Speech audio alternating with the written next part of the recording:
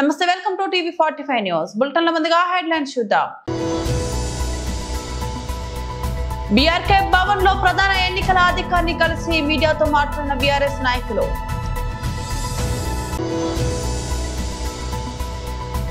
వైఎస్ఆర్సీపీ నాయకులు press meet.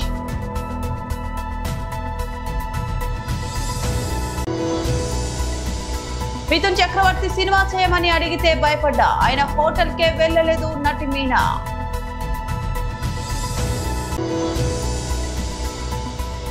మత్స్యకారుల అభివృద్ధికి పెద్దపీట, మెదక్లో చేప పిల్లల విడుదల. బీఆర్కే భవన్ లో ప్రధాన ఎన్నికల అధికారిని కలిసి మీడియాతో మాట్లాడిన బీఆర్ఎస్ నాయకులు. రైస్ కుక్కర్లు, గ్రైండర్లు పంచుతా ఉంటే స్థానిక ఎన్నికల అధికారులు చోద్యం చూస్తా ఉన్నారు. ఈ విషయాన్ని ఈరోజు ఎన్నికల కమిషన్ కు అన్ని వీడియోలతో సహా, ఆధారాలతో సహా, ఫోటోగ్రాఫర్లతో సహా అన్ని కూడా వారికి అందించడం జరిగింది. తక్షణమే ఆయా అధికారులపైన చర్యలు తీసుకోవాలని చెప్పి కోరాం. ముఖ్యంగా కొంతమంది పోలీస్ అధికారులు, కొంతమంది ఎన్నికల నిర్వహణలో ఉన్న అధికారులు పూర్తిగా తొత్తులుగా మారిపోయి కళ్లు మూసుకొని వాళ్ళు ప్రవర్తిస్తా ఉన్నారు. మేము అక్కడి నుంచి సి విజిల్ యాప్ లో కంప్లైంట్ ఇచ్చాం, కొన్ని వీడియోలతో సహా కంప్లైంట్ ఇచ్చాం, రాతపూర్వకంగా కంప్లైంట్ ఇచ్చాం, వాట్సాప్ లో కూడా పోలీస్ అధికారులకు కంప్లైంట్లు పంపాం. కానీ వీళ్లు అక్కడికి వెళ్లకపోవడం, వెళ్లడానికంటే ముందే సమాచారం ఇచ్చి వీళ్లు లేటుగా ఆలస్యంగా వెళ్లే విధంగా ప్రవర్తిస్తా ఉన్నారు. సరే, ఎవరు ఎన్ని ప్రయత్నాలు చేసినా ఓటరు మనకంటే తెలివైనటువంటి వాడు. ఓటర్లు అన్ని గ్రహించగలుగుతున్నారు. నిజానిజాలు గ్రహించి ఓటర్లు తగిన రీతిలో తప్పకుండా బుద్ధి చెప్తారు. కానీ ఈ రకమైన వ్యవహారం జరుగుతూ ఉంటే ఎన్నికల కమిషన్ ఎందుకు చోద్యం చూస్తా ఉంది, ఎందుకు ఎన్నికల అధికారులు పట్టించుకోవడం లేదు, ఇవన్నీ విషయాలను కూడా ఈరోజు ఎలక్షన్ కమిషన్ దృష్టికి తీసుకువెళ్లాం. ముఖ్యంగా కొన్ని సెన్సిటివ్ బూత్స్ ను గుర్తించి అక్కడ పోలీస్ ఫోర్స్ సెంట్రల్ బలగాలు పెట్టండి, సిఆర్పీఎఫ్ బలగాలు పెట్టండి అని చెప్పి ఆయా పోలింగ్ స్టేషన్ల వారీగా వివరాలు కూడా ఎన్నికల కమిషన్ కు అందించాం. ముఖ్యంగా మహిళా పోలీస్ అధికారులను, ఆశా అంగన్వాడీ వర్కర్లను అక్కడ డెప్యూట్ చేసి లోపలికి వెళ్లేటువంటి ఓటర్ల ఐడెంటిటీ గుర్తించిన తర్వాతనే ఓటర్లను లోపలికి పంపాలి. అది ఎవరైనా సరే అందరినీ కూడా ఓటర్ ఐడెంటిటీని పోలింగ్ స్టేషన్ బయటనే గుర్తించాలి. వాళ్ళ ఓటర్ ఐడి కార్డు మ్యాచ్ అవుతుందా, ఫేస్ తో మ్యాచ్ అవుతుందా లేదా చూడాలి. ఓటర్ ఐడి గుర్తించకుండా ఓటర్లను పోలింగ్ స్టేషన్ లోకి పంపకూడదు. మహిళలను గుర్తించడానికి ప్రత్యేకంగా ఒక కౌంటర్ పెట్టండి. అదొక వాళ్లకు కంప్లీట్ ఒక రూమ్ లాంటిది ఏర్పాటు చేసి అక్కడ మహిళా ఆశా అంగన్వాడీ వర్కర్లు, మహిళా పోలీస్ అధికారులుండి వారిని గుర్తించిన తర్వాతనే పోలింగ్ స్టేషన్ లోకి అనుమతించాలని వ్రాతపూర్వకంగా మేము కంప్లైంట్ ఇచ్చాం. మా దగ్గర స్పష్టమైనటువంటి వీడియో ఆధారాలు కూడా ఉంటే వారికి చూపించడం జరిగింది. ముఖ్యంగా ఫేక్ ఐడి కార్డులు ఇబ్బడి ముబ్బడిగా ఏ రకంగా ఫేక్ ఐడి కార్డులు తయారు చేశారో ఇప్పుడే వారికి సుదర్శన్ రెడ్డి గారికి, మన రాష్ట్ర ఎన్నికల అధికారికి ఈ వీడియో కూడా చూపించాం. మీరు కూడా ఈ వీడియో చూడొచ్చు. ఇక చూడండి, ఇన్ని ఫేక్ ఓటర్ ఐడి కార్డులు ఏ రకంగా వచ్చినాయి బయటకు. ఈ ఓటర్ ఐడి కార్డులు ఇన్ని కుప్పలు కుప్పలుగా బయట ఎట్లా వస్తా ఉన్నాయి. ఇదే కాకుండా ఇంకొక వీడియో కూడా ఉంది, ఫేక్ ఐడి కార్డుల వీడియో. అది కూడా వారి మొబైల్ కు పంపాం, వారికి చూపించాం. చూడండి, కుప్పలు కుప్పలు, గుట్టలు గుట్టలుగా ఫేక్ ఐడి కార్డులు ఈ రోజు బయట ఉన్నాయి. ఈ గుట్టలు గుట్టలుగా ఫేక్ ఐడి కార్డులు ఏ రకంగా వచ్చినాయి, మరి ఎన్నికల అధికారులు, పోలీసులు ఏం చేస్తా ఉన్నారు, ఈ ఆధారాలన్నీ వారికి చూపించాం. చూపించడమే కాదు, వారి మొబైల్ కూడా పంపాం. ఎలక్షన్ అబ్జర్వర్ ఇతర రాష్ట్రాల నుంచి వచ్చినటువంటి వైఎస్ఆర్సీపీ నాయకులు ప్రెస్ మీట్ నిర్వహించారు. 19 మంది మరణిస్తే జనరల్గా ప్రధాన ప్రతిపక్షం కానీ ప్రజాస్వామిక శక్తులు కానీ ఎవరైనా ప్రభుత్వాన్ని నిలదీస్తారు. ఇది ఎలా జరిగింది, దీని వెనక తప్పిదం ఎవరిది ఏంటి. అది జరిగిన వెంటనే ఇక్కడున్న ఒక డిఐజీ కోయ ప్రవీణ్, ఆయన గతంలో కూడా తనకి ఇష్టం వచ్చినట్టు మాట్లాడుతూ ఉన్నాడు. ఆ రోజు కూడా మాట్లాడాడు, దీంట్లో ఎవరు మద్యం తాగలేదు, ఆ స్కూటర్లో పోయిన వాళ్ళు కూడా మద్యం తాగలేదు, హోటల్లో భోంచేసి సుష్టుగా పోయినారు. అది కారణం కాదు ఈ బస్సు యాక్సిడెంట్కి అని. మరుసటి రోజు సీసీటీవీ ఫుటేజీలో మీడియా ప్రతిపక్ష పార్టీలు బయటపెట్టిన తర్వాత మళ్ళీ అదే ఎస్పీ గారు ప్రెస్ మీట్ పెట్టి దీనికి కారణం వాళ్ళు మద్యం సేవించి వెహికల్ నడిపారని కూడా ఆయన చెప్పడం జరిగింది. అదేవిధంగా ఈ సందర్భంలోనే ఒక అనుమానం, లక్ష్మీపురం దగ్గర బెల్ట్ షాప్ ఉంది. ఆ బెల్ట్ షాపులో కూడా ఆ టైంలో వేలగాని టైంలో కూడా మద్యం షాపులో కూడా మద్యం సేవించి వాళ్ళు తిరగడం వల్లనే ఆ స్కూటర్ యాక్సిడెంట్ అయింది. ఆ స్కూటర్ని వెహికల్ తోసుకుంటూ పోయి ప్రమాదానికి గురైందని ఇంకొక వర్షన్ సోషల్ మీడియాలో వచ్చింది, అలాగే ప్రధాన మీడియాలో అన్నింటిలో కూడా వచ్చింది. వస్తే ఇవి సోషల్ మీడియాలో పోస్టులు పెడితే, పత్రికల్లో వచ్చిన వార్తలను పోస్టులు పెడితే అసలు ఇది నిజంగా జరిగిందా లేదా, కల్తీ మద్యం సేవించారా లేదా అనేది క్వశ్చన్ మార్కులు పెట్టి ప్రశ్నిస్తే ఈ ప్రభుత్వాన్ని సమాధానం చెప్పాల్సిన ప్రభుత్వం సమాధానం చెప్పలేక ఇంకో విధానానికి ఈ రాష్ట్రంలో పూనుకుంటుంది. ఎవ్వరు జగన్ గారు ఇన్ని ప్రెస్ మీట్లు పెట్టారు, అన్నీ ఒక్కటి కూడా అన్నీ హేతుబద్ధతతోనే పెట్టాడు, అన్నీ సంఖ్యాపరంగానే పెట్టాడు, నీతిగా నిబద్ధతగా లెక్కలు చూపిస్తూనే మాట్లాడారు అన్ని ప్రెస్ మీట్లు. ఒక్క ప్రెస్ మీటుకు ఒక్క నాయకుడు కూడా ఇంతవరకు సమాధానం చెప్పలే. జగన్ గారికే మరి ఇట్లాంటి ఇన్సిడెంట్స్లో అసలు సమాధానాలు చెప్పకుండా పోలీసు వాళ్ళు ఏం చేస్తున్నారు, ప్రభుత్వం సమాధానాలు చెప్పాల్సింది పోయి ఇట్లా మన ప్రభుత్వం పైన విష ప్రచారం చేస్తున్నారు. కాబట్టి దీనికి సీనియర్ నటి మీనా తన కెరీర్ కు సంబంధించి పలు ఆసక్తికర విషయాలను ఓ ఇంటర్వ్యూలో పంచుకున్నారు. దక్షిణాదిలో స్టార్ హీరోయిన్ గా కొనసాగుతున్న సమయంలో బాలీవుడ్ నుంచి ఎన్నో అవకాశాలు వచ్చినా ఎందుకు చేయలేకపోయానో వివరించారు. ఈ సందర్భంగా బాలీవుడ్ దిగ్గజ నటుడు మిథున్ చక్రవర్తికి సంబంధించిన ఓ సంఘటనను గుర్తు చేసుకున్నారు. ఆ రోజుల్లో షూటింగుల కోసం ఊటీకి తరచూ వెళ్లేదాన్ని. అక్కడ మిథున్ చక్రవర్తి గారికి ఒక హోటల్ ఉండేది. నేను ఎప్పుడు వెళ్ళినా అక్కడే బస చేసేదాన్ని. నేను హోటల్ కు వచ్చిన ప్రతిసారి ఆయన నా గది దగ్గరకు వచ్చి నాతో సినిమా ఎప్పుడు చేస్తావు అని అడిగేవారు. కానీ డేట్లు సర్దుబాటు కాక నేను ఒప్పుకోలేకపోయేదాన్ని. ఆయన అలా పదే పదే అడగడంతో ఒకానొక దశలో ఆ హోటల్ కు వెళ్లాలంటేనే భయపడేదాన్ని. ఆ తర్వాత నుంచి నా వాళ్లకు ఆ హోటల్లో రూమ్ బుక్ చేయవద్దని చెప్పేదాన్ని. అంత పెద్ద స్టార్ హీరో అన్నిసార్లు అడిగినా చేయలేకపోయినందుకు చాలా బాధపడ్డాను అని మీనా చెప్పుకొచ్చారు. తాను హిందీ చిత్ర పరిశ్రమకు దూరంగా ఉండటానికి గల కారణాలను కూడా ఆమె వివరించారు. తెలుగు తమిళ భాషలో నేను అత్యంత బిజీగా ఉన్న సమయంలోనే హిందీ నుంచి అవకాశాలు వచ్చాయి. ఒక్కోసారి రోజుకు 4 సినిమాల షూటింగ్లలో పాల్గొనేదాన్ని. తినడానికి నిద్రపోవడానికి కూడా సమయం ఉండేది కాదు. అలాంటి సమయంలో బాలీవుడ్ సినిమా చేయడం నా వల్ల కాలేదు. అంతేకాకుండా బాలీవుడ్ సినిమాల షూటింగ్ కు చాలా సమయం పడుతుందని, అనుకున్న సమయానికి పూర్తి కావని అప్పట్లో అందరూ నన్ను భయపెట్టారు. దాంతో అటువైపు చూడాలన్న ఆలోచన కూడా చేయలేదు అని మీనా తెలిపారు. కాగా మీనా తన సుదీర్ఘ కెరీర్ లో పర్దా హై పర్దా అనే ఒక హిందీ సినిమాలోనే నటించడం గమనార్హం. దక్షిణాది భాషల్లో మాత్రం ఆమె అగ్రతారగా ఎంతో కాలం ప్రేక్షకులను మెప్పించారు.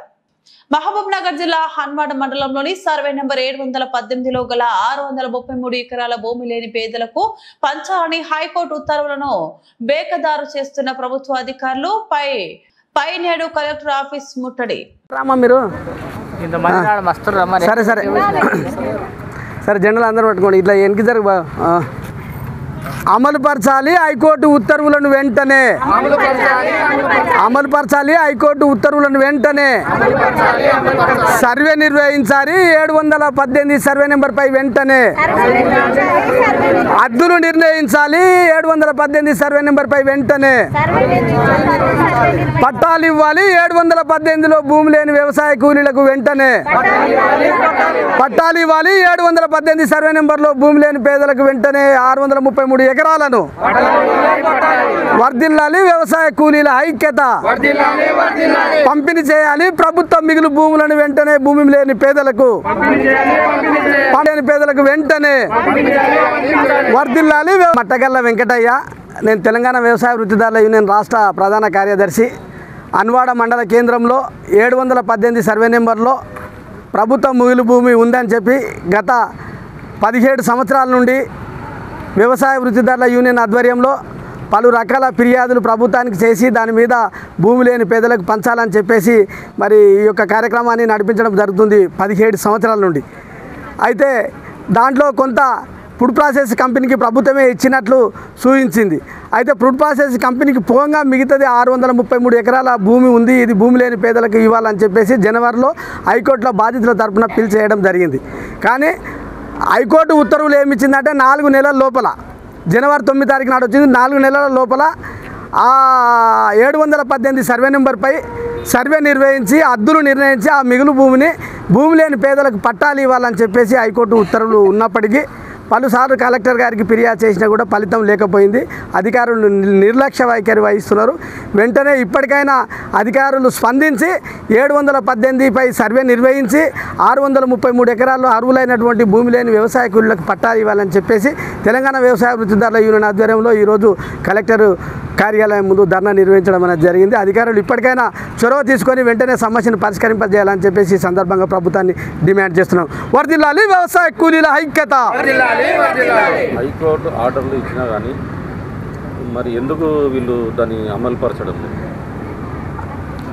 నిర్లక్ష్య వైఖరి ప్రభుత్వము, వాళ్ళు రెవెన్యూ అధికారులు ఈరోజు ఎక్కడ కూడా చూడినా వీళ్ళు అంతా కూడా అధికారుల నిర్లక్ష్య వైఖరి ఎందుకు జరుగుతుందంటే దీనికి సంబంధించిన ఎక్కడో ఒక లింకు, పొలిటికల్ లింకు ఇంప్లెన్స్ అయి ఉంటుంది.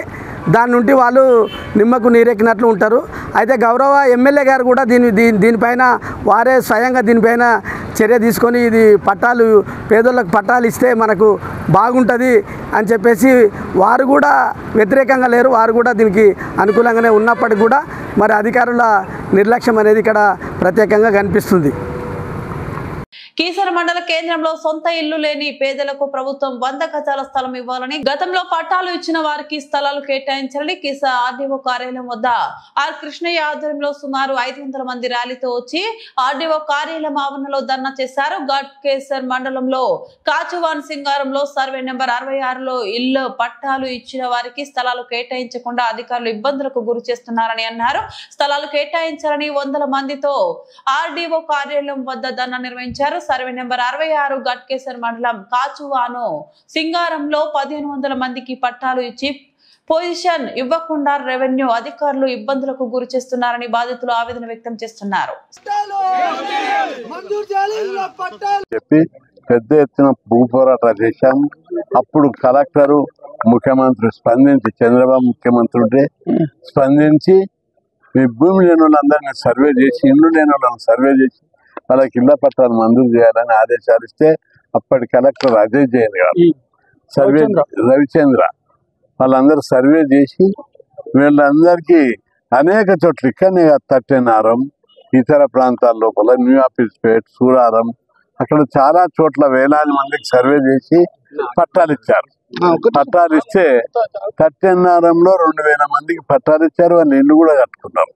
కానీ ఇక్కడ కాచువన్ సింగారంలో ఇచ్చినటువంటి పట్టాలకు పొజిషన్ మీద పోయే టైం లోపల అక్కడ కొందరు లోకల్ వ్యతిరేకం చేస్తే ఆగాయి.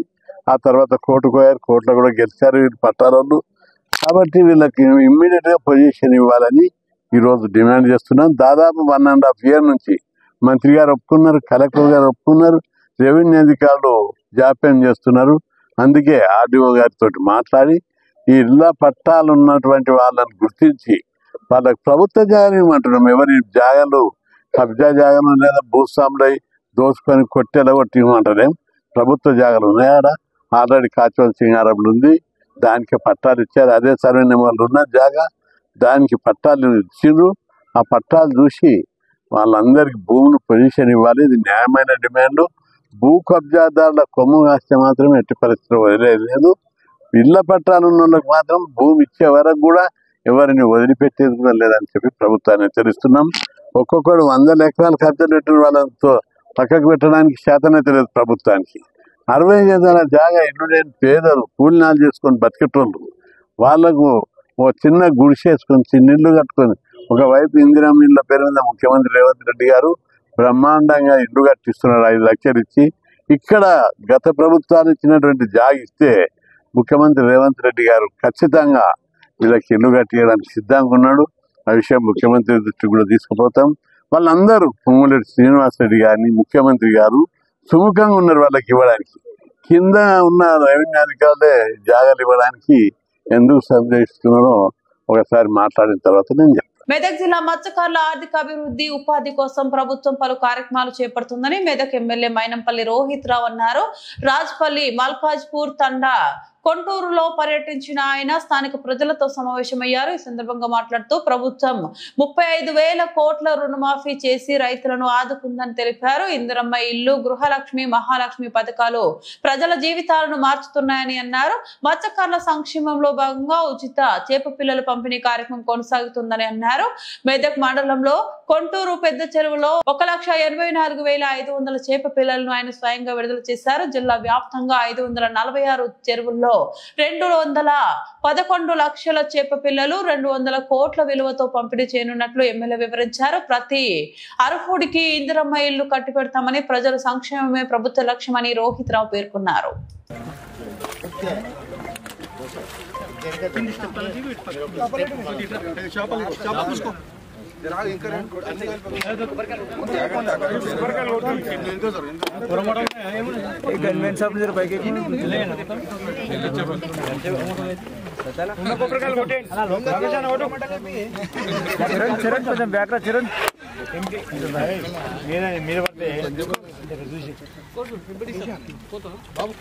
మత్స్యకారులను అభివృద్ధి చేసుకుంటూ రైతులను అభివృద్ధి చేసుకుంటూ వచ్చిన వెంటనే అందరూ కూడా రైతులు బాగుండాలనే ఒక ఉద్దేశంతో రైతు రుణమాఫీ చేయడం జరిగింది.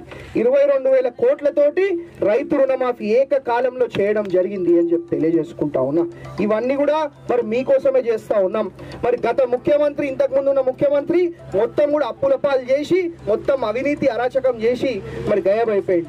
అట్లాంటి పరిస్థితుల్లో కూడా మరి మనం ప్రజలకు ఇచ్చిన మాట తప్పొద్దు, ప్రజల అభివృద్ధి కోసం మనం పనిచేయాలనే ఉద్దేశంతో ఇవన్నీ కార్యక్రమాలు కూడా మనం చేసుకుంటూ ముందుకు పోతా ఉన్నాం. ఫ్రీ కరెంట్ కానివ్వండి, ఫ్రీ బస్సు కానివ్వండి, సన్న బియ్యం కానివ్వండి, ఇందిరమ్మ ఇల్లులు కానివ్వండి, రైతు రుణమాఫీ కానివ్వండి, ఇవన్నీ కూడా మరి మీకోసమే కదా చేసేది. ఇవన్నీ కూడా మరి మీ అభివృద్ధి, మీ సంక్షేమం కోసమే చేస్తా ఉన్నాం. కాబట్టి మరి మీ ఆశీర్వాదం, మీ దీవెన, దయ ఎప్పుడు ఇట్లనే ఉండాలి నా మీద. పిల్లలు కాబట్టి చేప పిల్లలు అన్ని చెరువులలో వదలడం జరుగుతుంది. లాస్ట్ టైం 50% ఇచ్చినాం కాబట్టి కొద్దిగా అందరు నారాజు ఉండే. ఈసారి మొత్తం కూడా ఫండ్స్ బాగా వచ్చింది మన మత్స్యశాఖకు.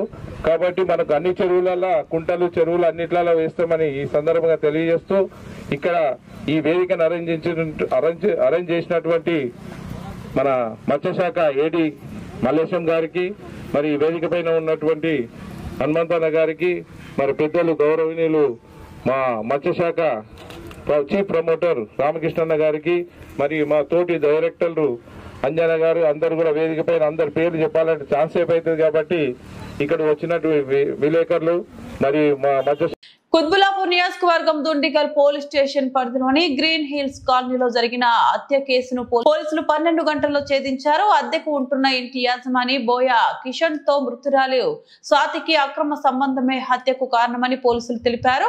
స్వాతి తనను పెళ్లి చేసుకోవాలని పదే ఒత్తిడి తేవడంతో ఆమెను అడ్డు తొలగించుకోవడానికి బోయా కిషన్ తన మేనల్లుడు రాజేష్ మరియు అతని వద్ద పనిచేసే వంశీలను హత్య చేయమని ప్రేరేపించినట్లు పోలీసులు వెల్లడించారు.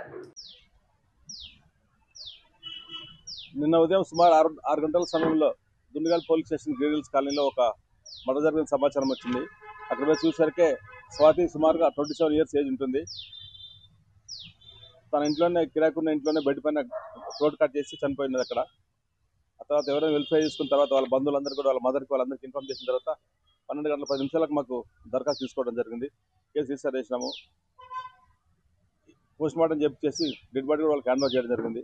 ఆ తర్వాత ఈ మర్డర్ ఎవరు చేశారని చెప్పేసి దాంట్లో విచారించి ఇన్వెస్టిగేషన్ తెలిసిన తర్వాత ఆమెకు అక్రమ సంబంధం ఉన్నటువంటి బోయ కిషన్ జగీర్గుట్లో ఉంటాడు. Native of Kurnool. గత 34 సంవత్సరాల నుంచి అక్కడే సెటిల్ అయి ఉంటున్నాడు. తన యొక్క మేనల్లుడు, సొంత మేనల్లుడు రాజేష్ దగ్గర పనిచేసేటువంటి వంశీ, వీళ్ళిద్దరు కలిసి డైరెక్ట్గా నేను మార్నింగ్ ఆమె ఇంటి దగ్గరికి ఇలా థ్రోట్ కట్ చేసి చేయడం జరిగింది. దీనంతటి కారణం ఏంటంటే ఆ చనిపోయిన మహిళకి బోయ కిషన్ అనే వ్యక్తికి ఇద్దరి మధ్యలో కూడా అక్రమ సంబంధం ఏర్పడింది. ఆ అక్రమ సంబంధం లీడ్ చేసి ఇద్దరి మధ్యలో ఘర్షణ వల్ల రెండో మ్యారేజ్ చేసుకో, నన్ను చేసుకోకుండా ఇబ్బంది పెట్టని చెప్పడం వల్ల ఈ మర్డర్ తన యొక్క సొంతమైన వాళ్ళ ద్వారా మర్డర్ చేయడం జరిగింది. ఆ విషయం వాళ్ళ ఇంట్లో తెలిసి ఇంట్లో గొడవలు జరిగినాయి. దానివల్ల ఈ మర్డర్ చేసినారు. దాంట్లో నిన్న సాయంత్రం ముగ్గురు అరెస్ట్ చేశాము. ముగ్గురు దగ్గర నుంచి 3 సెల్ ఫోన్లు, ఒక ఐటెన్ కారు, ఒక కత్తి కూడా సీజ్ చేయడం జరిగింది. బులెటిన్ ముగించే ముందు మరోసారి హెడ్లైన్స్ చూద్దాం. బీఆర్కే భవన్ లో ప్రధాన ఎన్నికల అధికారిని కలిసి మీడియాతో మాట్లాడిన బీఆర్ఎస్ నాయకులు.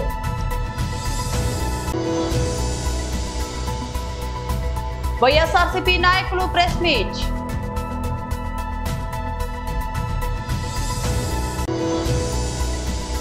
మిథున్ చక్రవర్తి సినిమా చేయమని అడిగితే భయపడ్డా, ఆయన హోటల్ కే వెళ్లలేదు నటి మీనా.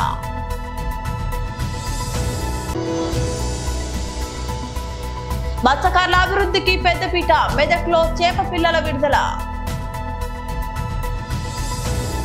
ఇవి బులెటిన్ అప్డేట్స్. మరో బులెటిన్ లో మళ్ళీ కలుద్దాం. అంతవరకు సెలవు. నమస్తే.